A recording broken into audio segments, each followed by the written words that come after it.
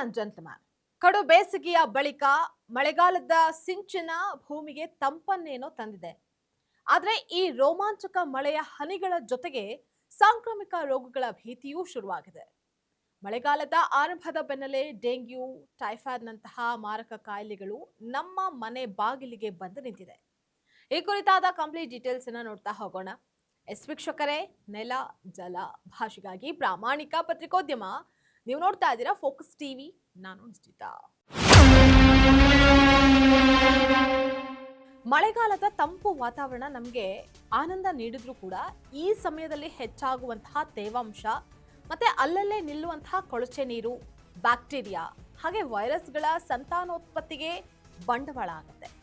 ಪ್ರಮುಖವಾಗಿ ಈ ಸೀಸನ್ ನಲ್ಲಿ ಆಸ್ಪತ್ರೆಗೆ ದಾಖಲಾಗುವಂತಹವರ ಸಂಖ್ಯೆ ಗಣನೀಯವಾಗಿ ಹೆಚ್ಚಾಗ್ತಾ ಇದೆ. ಹಾಗಾದ್ರೆ ಈ ಮಳೆಗಾಲದಲ್ಲಿ ನಮ್ಮನ್ನ ಕಾಡುವಂತಹ ಪ್ರಮುಖ ಶತ್ರುಗಳು ಯಾರು ಗೊತ್ತಾ?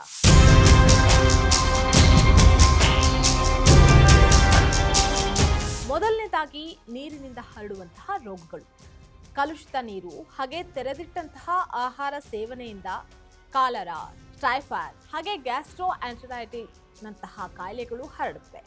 ಇನ್ನು ಮತ್ತೊಂದೆಡೆ ನಿಂತ ನೀರಿನಲ್ಲಿ ಸೊಳ್ಳೆಗಳು ರಾಜಾರೋಷವಾಗಿ ಸಂತಾನೋತ್ಪತ್ತಿಯನ್ನ ಮಾಡ್ತಾ ಇದ್ವು. ಡೆಂಗ್ಯೂ, ಮಲೇರಿಯಾ ಹಾಗೆ ಚಿಕನ್ ಗುನ್ಯದಂತಹ ಮಾರಕ ಜ್ವರಗಳಿಗೆ ಕಾರಣ ಆಗ್ತಾ ಇದೆ.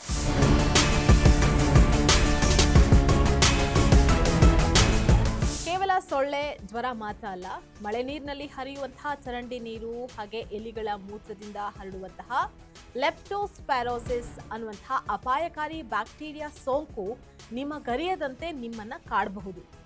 ಜೊತೆಗೆ ಒದ್ದೆ ಬಟ್ಟೆ, ಒದ್ದೆ ಶೂ ಅನ್ನ ಧರಿಸೋದ್ರಿಂದ ಚರ್ಮದ ಸೋಂಕುಗಳು ಕಾಡುವುದು ಕೂಡ ಗ್ಯಾರಂಟಿ.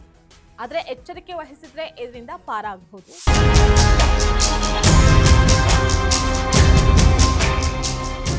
ಹಾಗಾಗಿ ಇಂದಿನಿಂದಲೇ ಈ ನಿಯಮಗಳನ್ನ ಪಾಲಿಸಿ ಕಡ್ಡಾಯವಾಗಿ ಬಿಸಿ ನೀರನ್ನೇ ಕುಡಿಯಿರಿ. ಹೊರಗಿನ ಆಹಾರ ಬೇಡವೇ ಬೇಡ. ಮನೆಯ ಸುತ್ತಮುತ್ತ ನೀರು ನಿಲ್ಲದಂತೆ ಸ್ವಚ್ಛತೆಯನ್ನ ಕಾಪಾಡಿಕೊಳ್ಳಿ. ಬರಿಗಾಲಿನಲ್ಲಿ ಕೆಸರು ನೀರಲ್ಲಿ ನೀವು ಓಡಾಡಬೇಡಿ. ಮುಂಜಾಗ್ರತೆಯೇ ಮುಂಗಾರಿನ ಆರೋಗ್ಯದ ರಹಸ್ಯ. ಮಳೆಗಾಲದ ಸೌಂದರ್ಯವನ್ನ ಆಸ್ವಾದಿಸಿ, ಆದ್ರೆ ಆರೋಗ್ಯದ ಕಡೆಗೂ ಕೂಡ ಗಮನ ಇರಲಿ.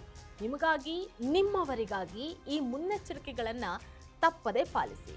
ಇದಾಗಿತ್ತು ಫೋಕಸ್ ಸ್ಪೆಷಲ್ ಸ್ಟೋರಿ. ನೆಲ ಜಲ ಭಾಷೆಗಾಗಿ ನೋಡ್ತಾ ಇರಿ ಫೋಕಸ್ ಟಿವಿ.